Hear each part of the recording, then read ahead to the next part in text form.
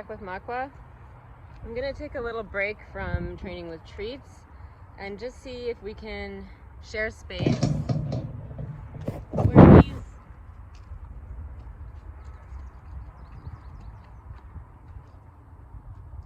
minding his own business and I'm minding my own business. So it's a trait of him where he likes to be like right up in your face when you come in. He was really busy. He's checking you out. He's checking everything out. He's gone back to the cones. I've kind of put the cone away for a second. And a good way to signify like a training session with treats versus without treats is to have your recognizable training pouch or your fanny pack or whatever it is you're using, just so they know when a training session specifically with treats is happening versus when you're just hanging out. So you can start not only just creating expectations that you're always going to be cooking and treating for everything. You want to have, or I've found trying, I've come from negative reinforcement and more traditional methods, and then I dove completely into positive reinforcement, only using positive reinforcement and a high rate of reinforcement with the treats. And now I'm kind of coming back to the center and having a little bit more balanced approach. So here he wants to be next to me, which is fine, but if he starts kind of putting his face in my face, something I've learned from Elsa Sinclair, who did Taming Wild, and she works pretty primarily without food rewards, and her method of training is a lot slower.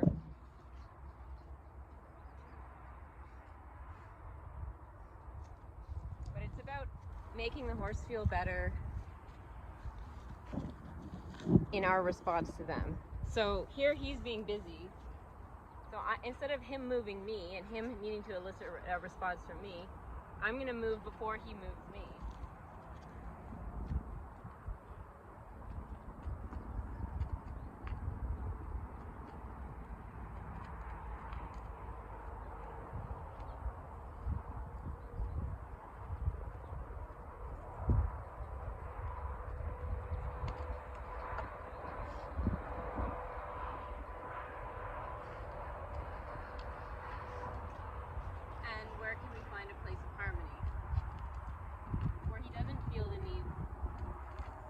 Me around with his face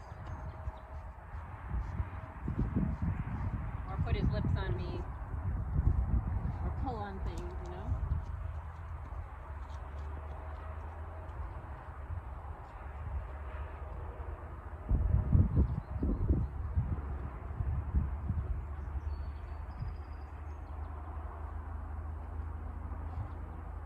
So he's never really done this, or I've never really done this with him before.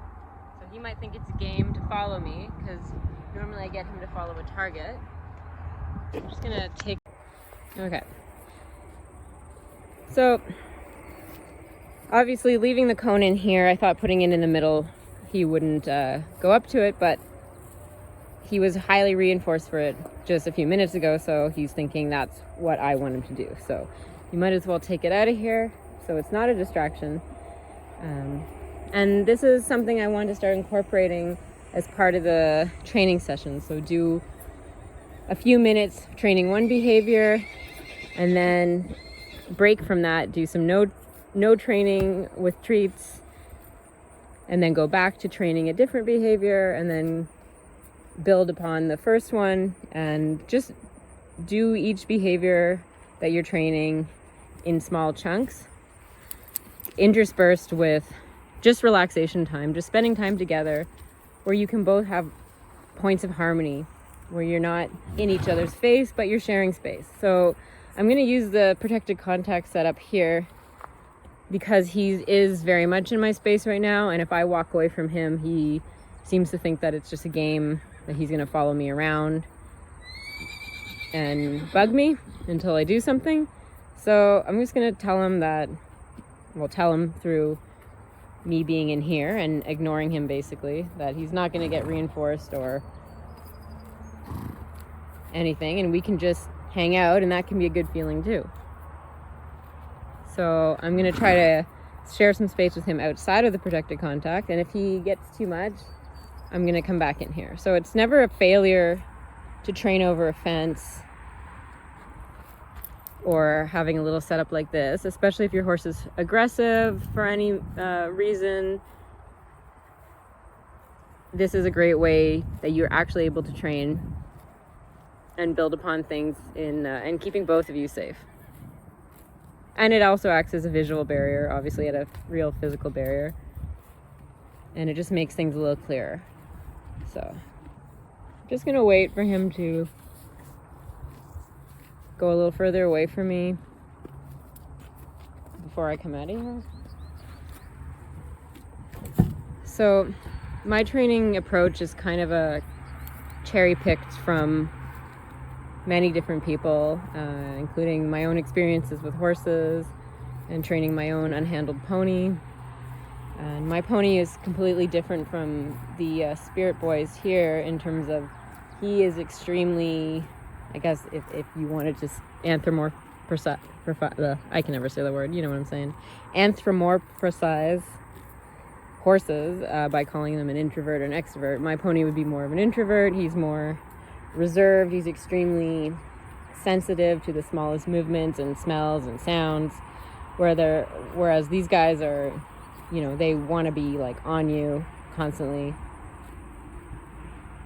They're super in your face, super friendly, but overly friendly can also be, you know, maybe its own form of anxiety. So how can we find some harmony? So here we're just chilling. I'm talking and he's grazing, and that's okay.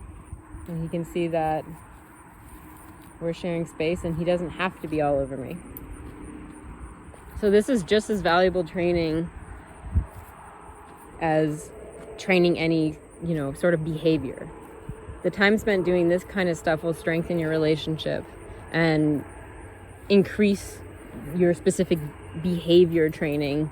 It'll increase, you know, how fast that goes and your success rate.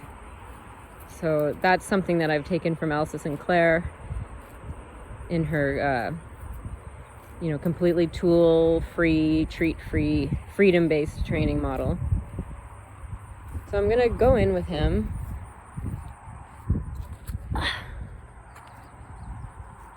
And see if we can just be in the same space. And if he comes up to me, that's okay, but I don't really want him grabbing the phone from me or nudging me in the face.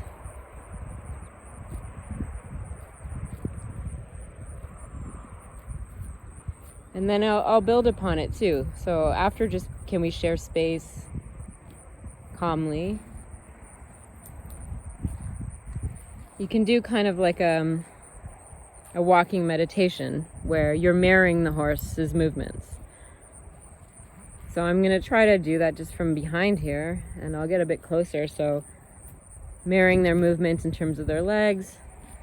He's got his right leg further forward than his left. He's about to take a step with his left forward, maybe. Yeah. So it's all about anticipating what they're going to do next. So then I would mirror it with my foot. I got one back.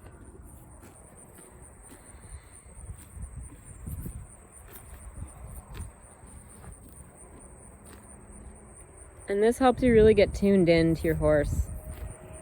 And it kind of turns off your thinking brain.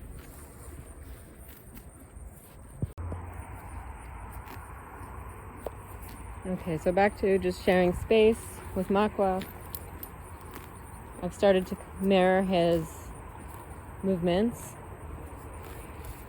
So he moves a foot, I move a foot in the same direction. So here he's coming up to me. I'm just gonna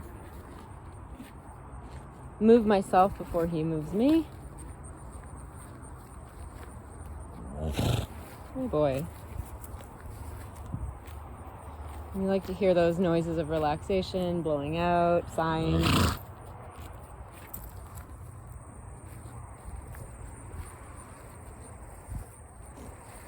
And see if I can come up more beside him.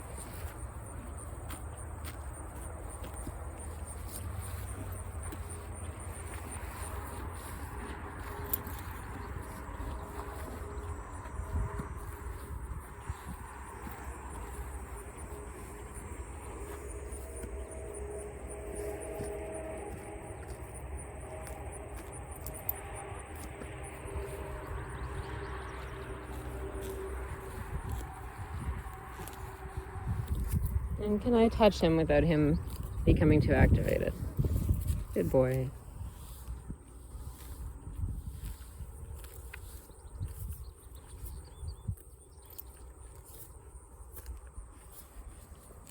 And you don't want to overstay your welcome too, so if you're touching him, you kind of want to stop when you think you've both reached kind of a peak harmony or peak enjoyment.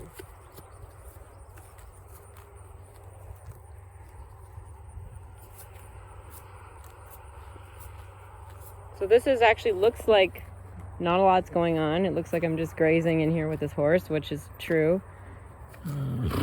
But this is invaluable for building relaxation and for teaching him that he doesn't have to be all over you.